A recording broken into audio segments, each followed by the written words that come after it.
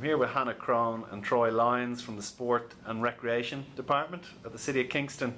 We're talking about their recent initiative called the K-Olympics, which was centred around at the same time as the Olympics.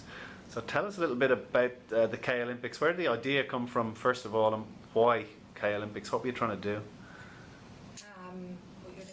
Well, I suppose it started when we were just having a bit of a roundtable discussion, our team, and as we were the sport and recreation arm of Kingston Council, we thought it would be good to have some type of trivia event or something to get fellow employees excited about the Olympics. Yeah. And I suppose we came up with a bit of a concept, and then it just snowballed from there into how can we then actively engage everyone across the organisation, and then how can we further develop our profile as a sport and rec team amongst the organisation. And from then we just came up with some activities, I suppose. We did. Our initial discussions were based on some promotion we were doing to the community about how they could be more involved in sports of relevance to the Olympics, and then we got to thinking, how can we actually engage with our colleagues, or how can we get the organisation celebrating the Olympics? So, and then we had the idea for just a one-off. I think it was a one-off sporting event where we'd all come together and just play sport, but that was way too easy, and we went with a 2-week online. So what did it consist of? Event. So it was all done online? It was, yes, and not really through our own. We had thought it would be on the internal website and via staff email, and the idea was put to us to use Yammer, and we went with it. And so it was your first time using Yammer, I believe? Yes, indeed. Made me sign up to Yammer, so first experience, and I suppose once we found out the capability and functionality of Yammer, it broadened our thinking of what we could have in this event with regards to videos and trying to engage different teams across the organisation. So what did people have to do to get involved? How did you recruit people, I suppose, in the first instance? Well, I suppose one of our original aims was to try and get different work groups or teams to come together at least once a day, or together just to discuss about what the daily challenge would be. So it was also a team building exercise amongst different work groups. So the first challenge was for work groups to come up with a country and to answer about a page of quirky things about their made-up country that's to do with their work areas. So Sportopia. We became Sportopia, and we provide an example to the rest of the organisation about how what their registration might look like. And as part of it, we to be able to get people to actually sign up to Yammer, we asked them to list their team members, and we had created the Yammer group, and we then went through each list and invited the country's residents to be a part of that Yammer group. So what countries and what departments got involved, and what were they called? We sat around saying if we got 10 countries, we would be wrapped, and I think we had about 14 or 15 in the end. And we had things like the Green States of Wagistan, and we had the United States of Leisure, and property and services, or property and contracts were pros and cons. So I suppose we had a different cross-sectional area across council.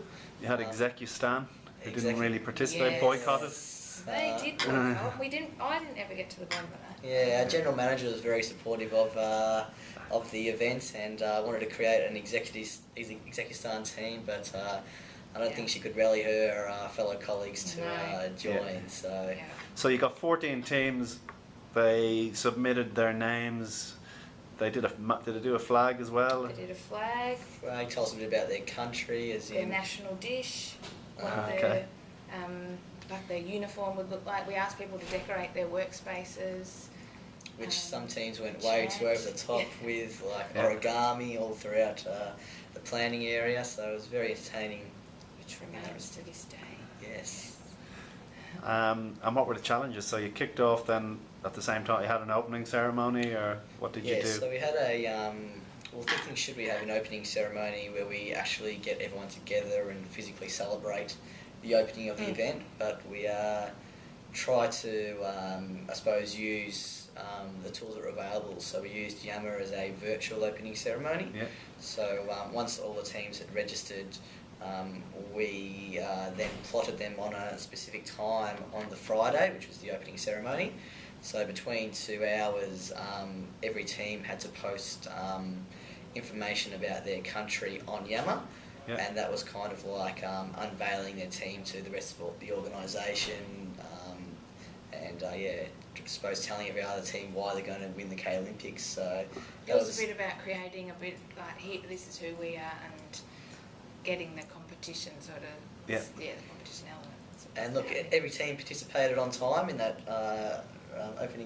opening torch relay, and it was people came into the stadium early. They jumped the gun.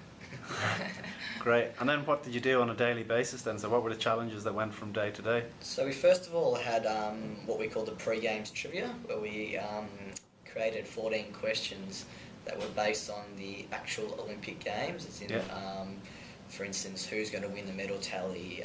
What time will James Magnussen swim? Who's going to carry the flag-bearing torch, or the flag for Australia?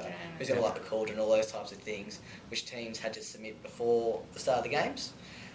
So that was the first challenge. That was the serious side. That was the only serious. Yeah. And then I suppose from then we had daily challenges, and they were a range of video challenges. So we tried to create them around so that there was 10 across the 10 days, or the 5 working days, but we tried to create challenges that were quick and easy and didn't take too much away from the work time, but that would bring people together and encourage them to use different mediums, I suppose. So we had videos, and we asked people to put in their bid to host the next K Olympics in 2016. And part of it for us was also to get to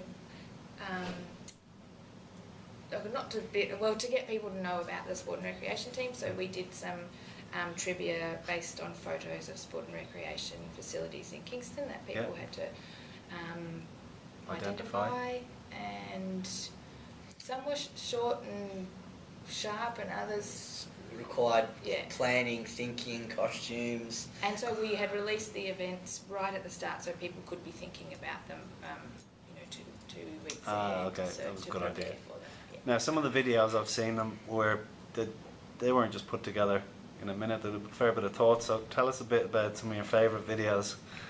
Mine the one that made me just think, wow, this has got what people are too into this, was the it was based on the Survivor TV show. It was pros and cons. No, was it pros and cons? No, it was, sorry, Electronica. No, it was Electronica, wasn't it? Yeah.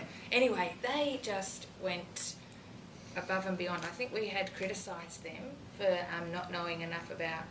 We said get out of your office and learn a bit about Kingston, and they just came back the next day with a terrific video. It was very entertaining. So a highlight to try to create a bit of banter amongst the teams was the King, which is our team leader Nigel. He released a daily press release, or what was called the K Olympic Times, or something to do with like that, and it was summarising the previous day's challenge or event, and poking fun at a few teams that didn't do too well, pointing out who won, and that. So on one day, our property services team, which in council they're supposed to know what everything within council is, who it belongs to, who owns it, what the name of it is, proper name is, and everything like that. They decided to shoot one of their videos at what they called Cheltenham Park. And unfortunately, when we viewed their video, it wasn't at Cheltenham Park, it was at a Stanley Avenue Reserve. So under a technicality, we disqualified them from that day's competition. So you had a medals table, obviously? But Yeah. unfortunately, this team didn't like being disqualified, so they decided to launch a protest up to the CEO's office, and they were stomping and chanting and pointing fingers at us, saying that they're going to boycott and everything like that. Yeah. So that was a very interesting afternoon. So tell me about the medals tally and who won and why, and was it a fair? Who was judging? It's a very fair Yeah. process. Very fair process. We also had our 2 physical challenges on both the Fridays, so the end of the first week and end of the second week. And in the end, so the second challenge was a golf challenge, which was putting, you had to get it closest to the line. Yeah. And in the end, the team pros and cons won that challenge. Who was the lady that won the challenge for them? I don't know, but she wasn't, you'd say, the most technically advanced golfer. Yeah. But somehow she won that challenge, which in the end gained them bonus points for that challenge. Yeah. And they ended up winning the medal tally. So it was quite close between them and Japlan, who were one of the statutory planners, planning teams. Yeah. And third was, we should know this, but do you know what? In the end, the results weren't for us. For the competitors, it was all about the results. But I can't really I don't even remember what their scores were. But I just. Yeah. I know it was close. So from it might your have been Electronica. okay. Yeah, So from your point of view, did you get the exposure you want? Do people know who you are now? Was it a success? Would you do it again? Look, I think it was a success. I think it was definite success. If we did it again, we need to hire in a resource. 10 additional staff, because it did get a little bit resource intensive just because people got so into it. Yeah. And so we had to be quite particular with our, say, administration of the events. Yeah. So we had to make sure that people were, say, submitting all their daily challenges. If they didn't, make sure we are on the phone to them. When's it coming? Yeah. And then sitting around every day trying to come up with your first, second, third of the challenge. We did have a really good laugh though about it all, and as much as it was about the other teams coming together and doing the whole team get together thing, we're a fairly new team, so it was good for us to come together and support one another, and it was good team building for the sport and recreation team as well. So. I think you're understating the success, because I know, having spoken to seeing the other departments getting involved, that they loved it, and everyone was raving about it, certainly after the event. It was good. So look, thanks very much. Look forward to Rio in 4 years' time. Yes. M&M's. We've handed that on to another team to host for that event. So yeah. Great. We'll see Thank you you. there.